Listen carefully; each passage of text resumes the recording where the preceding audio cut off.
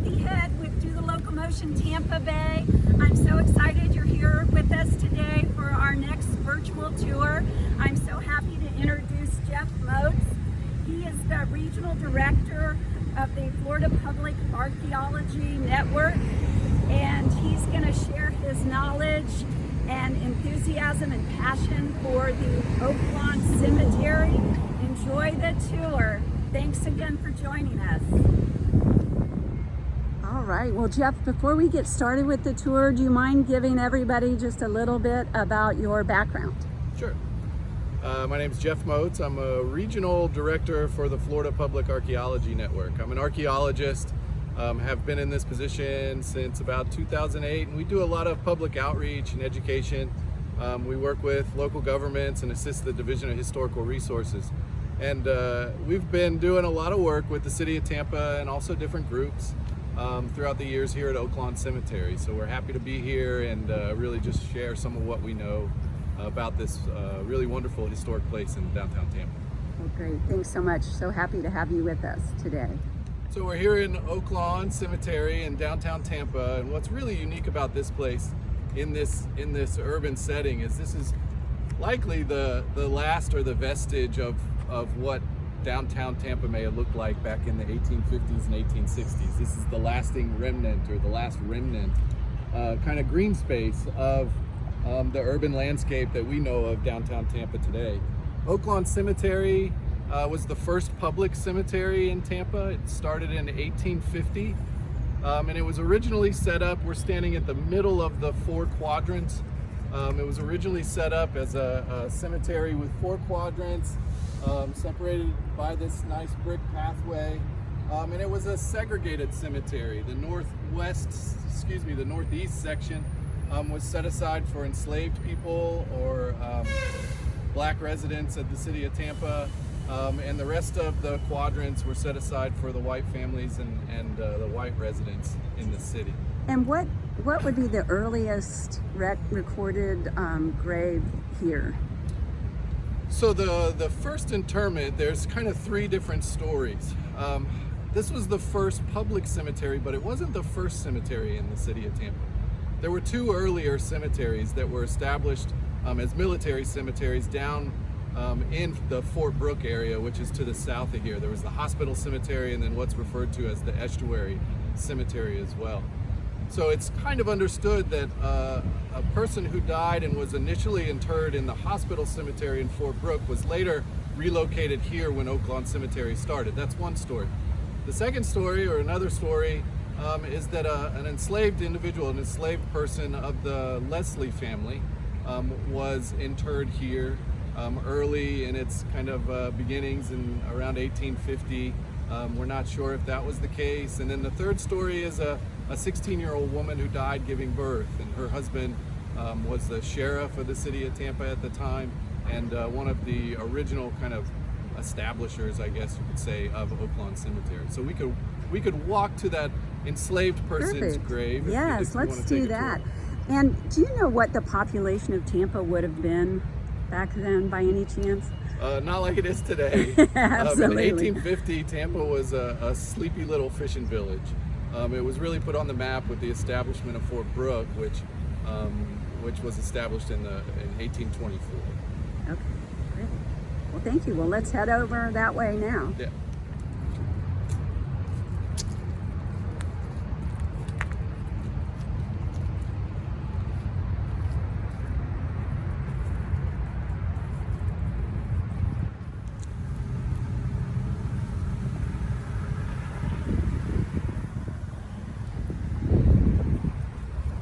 The northeast section, which was this is a segregated cemetery, not only by race but also by religion, and we'll kind of finish on the Catholic portion of Oaklawn Cemetery, but we're in the northeast section, which was originally set aside for enslaved peoples when Oaklawn was originally established in 1850. These headstones that you see here are memorial headstones. They're not the original headstones that were placed when these individuals were interred in Oaklawn. They were placed here in the 1970s by the Heights Garden Circle, that was trying to memorialize this section of Oaklawn Cemetery, because in this particular area, there's a lack of headstones. There's a lack of original headstones, and that's likely the case because these people were placed here with not permanent stones.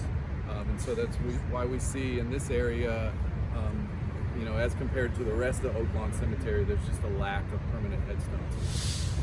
Interesting. Thank you.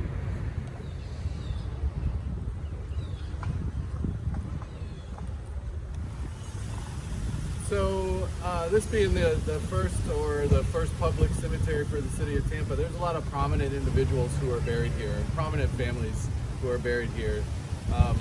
There's a number of former mayors. I think there's 7 former city mayors who are buried here. There's a couple of former governors for the state of Florida, Supreme Court justices, so they're usually situated in family plots. The Kennedy name, or the Kennedy family, is a prominent family here in the city of Tampa, and this is their family plot. I think one of the more interesting headstones that are here, that's here in Oaklawn, is the one of the 2 twins who died really, really young. And it's just a sweet headstone that shows 2 cherubs holding hands in heaven. James and John Kennedy died. I think James died a couple of hours after he was born, and John Kennedy died soon thereafter, maybe a couple of months later. So a pioneering family, the Kennedys. It just really shows that this was the prominent place. This was the place to be buried for the city of Tampa. And even though there's a lot of prominent figures, we can really point to really kind of the most prominent, I would say, or the baddest person who's buried here in Oaklawn Cemetery is Fortune Taylor. Fortune Street Bridge, Fortune Street, which is the street right behind us here, kind of dead ends into Oaklawn Cemetery. She was a formerly enslaved person who ended up owning a landowner and a prominent business person here in the city of Tampa who owned 30 acres and really connected, was instrumental in connecting West Tampa with downtown Tampa with the bridge that she's named after, the Fortune Street Bridge. And there's a woman, a historian today, Gloria Royster, who has spent a long part of her career really focused on Fortune Taylor and kind of her prominence here in the city of Tampa. Amazing.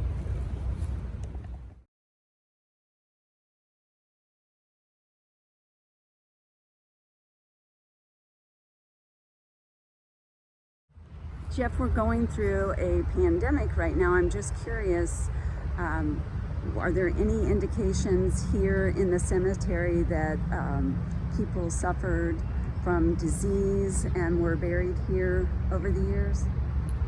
Yes, we know through the historical record that there were lots of epidemics that kind of swept through the United States, and especially through Florida at various times during the historic period. The yellow fever epidemics, there were several cases of it where individuals caught the disease and ended up dying, and they needed a place to be laid to rest. And we don't particularly know or have the information of where those individuals were laid to rest out here, but there is a monument that's kind of dedicated to the victims of these different epidemics throughout the years. Interesting. All right, thank you. And where are we headed next? Well, one of the more kind of oddball memorials out here, there's a memorial to a cannonball that we can go check out. That sounds very Tampa-ish. All right, we'll head that way. So we had a cannon launched into the cemetery. Yeah, so this is a monument to a cannonball, or a memorial to a cannonball that ended up landed in the cemetery, or just kind of rolled here. It's related to one of the more famous skirmishes during the Civil War that occurred here in Tampa, called the Battle of Ballast Point. And it was a raid by Union soldiers to really find a way to ambush James McKay's workshop and wharf that he had on the Hillsborough River. James McKay was one of the more famous or infamous blockade runners that was set up here in Tampa. And of course, a prominent family, the McKay family, and a lot of them are buried here as well. But this particular cannonball was shot by, as it says, USS Sagamore, that really was set up not really to bombard the city of Tampa, but to really create a kind of a diversionary tactic or a diversion to the hundreds of soldiers that were dropped off at Gadsden Point and marched 14 miles north to where McKay had his shop located on the Hillsborough River. So they were successful in burning the boats that he had utilized and then making their way back to Ballast Point, and that's where we get the name of it. The name of the skirmish, the Battle of Ballast Point, that ended up being a small victory for the Confederates. They were able to kind of ambush the soldiers once they became exposed and tried to work their way out to the vessels that were anchored off here south of downtown, the boats that were firing the cannon volleys over the town. And I think 7 individuals were killed during that skirmish, but still it was successful for both sides, I guess. And would that have occurred like close to where Ballast Point Park is, or? That's where, exactly, and that's where the soldiers tried to make their way back onto the boats. And they were ambushed by the Confederates or the rebel sympathizers who were here in Tampa and knew what they were up to. Fascinating. So cannonballs have always been a thing here. All right, thank you. Another interesting aspect to Oaklawn here, this is a wholly separate cemetery. This is the St. Louis Catholic Cemetery, established in 1874. And as we had noted earlier, this Oaklawn and St. Louis, Oaklawn is a segregated place, not just by race, but also by religion. St. Louis Cemetery was set up as a place for people of the practicing Catholics of the city of Tampa to bury their loved ones.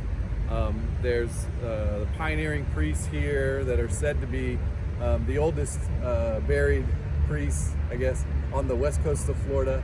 And then another important individual who's buried here is Vincent de Iboa, who's buried just over there in that above ground mausoleum.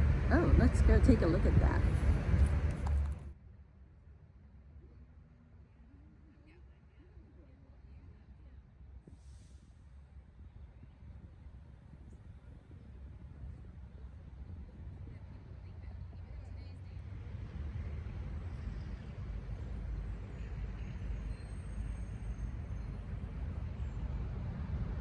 So did you say the diocese owns?